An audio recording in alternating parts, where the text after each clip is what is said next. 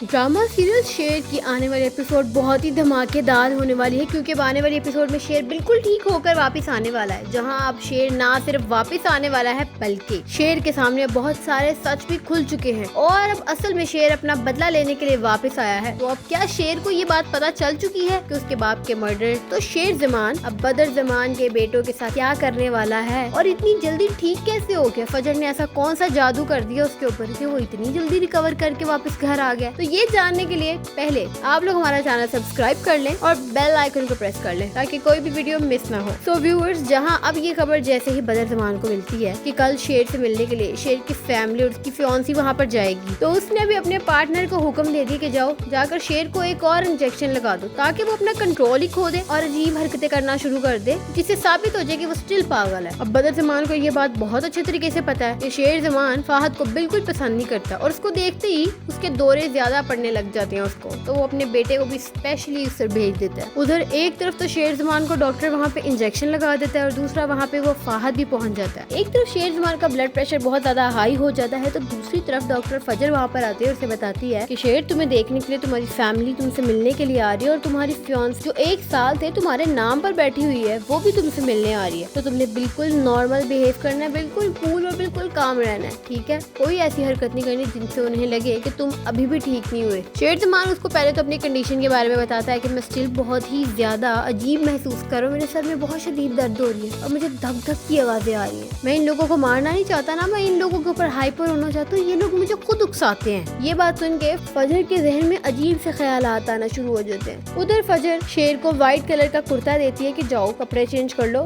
तैयार हो जाओ, तुमसे मिलने के लिए तुम्हारे घर वाले आ रहे हैं। अब शेर जमान जैसे ही तैयार होके व्हाइट कुर्ता पहन के आता है तो फजर की आंखें उसी के ऊपर टिक जाती है। तो जनाब जैसे ही ये लोग अंदर आएंगे तो शेर बड़े सुकून से बैठा होगा, लेकिन जैसे ही शेर फहद को देखेगा तो उसे सब कुछ याद आ जाएगा और शेर उठकर फहद का गला पकड़ लेगा और फहद से कहेगा कि तुम्हारी हिम्मत कैसे हुई यहाँ पर आने की? तुम कैसे इधर आ सकते हो? मैं तुम्हें जिंदा नहीं छोड़ूंगा। तुमने मेरे बाप की जान ले ली, मेरे बाप के कातिल हो तुम और तुम मेरे सामने आ गए हो। जहाँ रिदा फिर से शेर का पागलपन देखकर डर जाएगी और उसको पीछे करने की कोशिश करेगी, उसे रोकने की कोशिश करेगी, लेकिन गुस्से के अंदर शेर जमान रिदा का गला भी पकड़ लेगा। एक तरफ उसने एक हाथ से फहद का गला पकड़ा होगा तो दूसरी तरफ रिदा का, जिसके बाद सब लोग आकर शेर को छुड़वाएंगे और शेर की माँ तहमीना शेर को लेकर सामने बैठ जाएगी और उससे कहेगी कि शेर प्लीज काम डाउन, क्या कर रहे हो? जहाँ पर शेर कहेगा कि मेरे बाप को मारने वाला ये है, मैं इसको छोड़ूंगा नहीं, इसे खा जाऊंगा मैं। जहाँ बड़ी मुश्किल से शेर को कंट्रोल किया जाएगा और सबसे कह दिया जाएगा कि भैया आप लोग प्लीज घर चले जाएं क्योंकि शेर आउट ऑफ कंट्रोल हो रहा है। जहाँ रिदा को उसकी माँ कहेगी कि देख ली इसकी हालत, अब बेहतर यही है कि तुम शेर से अपना ताल्लुक तोड़ दो और मुस्तकबिल में आगे बढ़ने का फैसला करो, क्योंकि शेर तुम्हें पहचानता तक नहीं है। अब जब वो सब लोग चले जाएंगे तो फजर आकर शेर से कहेगी कि शेर ये क्या हरकत थी? तुमने सबके सामने क्या बच्चों वाली हरकत की? कि तुमने किसी के साथ कोई गलत हरकत नहीं करनी, उसके बावजूद तुमने ये सब कुछ क्यों किया?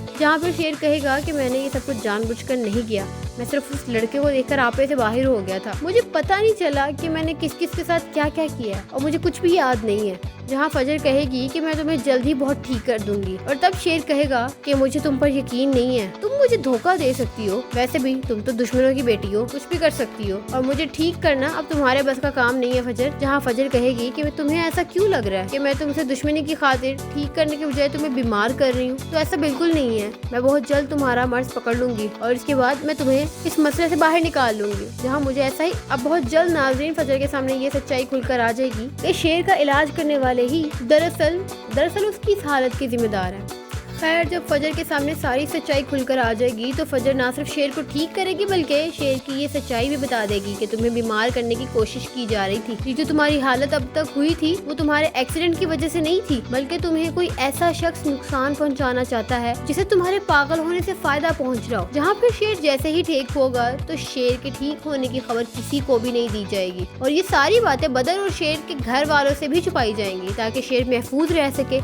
जहाँ फिर फजर शेर को ना सिर्फ ठीक करेगी बल्कि शेर से कहेगी कि अब तुम्हें अपने बाप का बदला लेने जाना है, जिसके बाद शेर अदालत से निकलने के बाद सीधा अपने घर वापस आएगा और घर वापस आकर सबसे पहले अपनी बड़ी अम्मा से मिलेगा। जहाँ पर शेर कहेगा कि लो जी मैं तो वापस आ गया हूँ और अब मैं इन सबको बताऊंगा जिन लोगों ने मेरे और मेरे बाप के साथ जुल्म करने की कोशिश की है। अब मैं हर उस शख्स का मुंह तोड़ दूंगा जिसने हम पर जुल्म किया है। जहाँ अब शेर बदर के बेटों के साथ बहुत ही बुरा करने वाला है। खास तौर पर बदर तो शेर को देखकर सदमे में चला जाएगा कि ये ठीक होकर वापस कैसे आ गया? इस पे इतने ज्यादा पैसे लगाए थे, सब डूब गए। और शेर बदर की ऐसी हालत देखकर काफी ज्यादा खुश होने वाला है। तो आपका इस बारे में क्या ख्याल है, हमें कमेंट में जरूर बताइएगा और वीडियो को लाइक और शेयर जरूर करिएगा।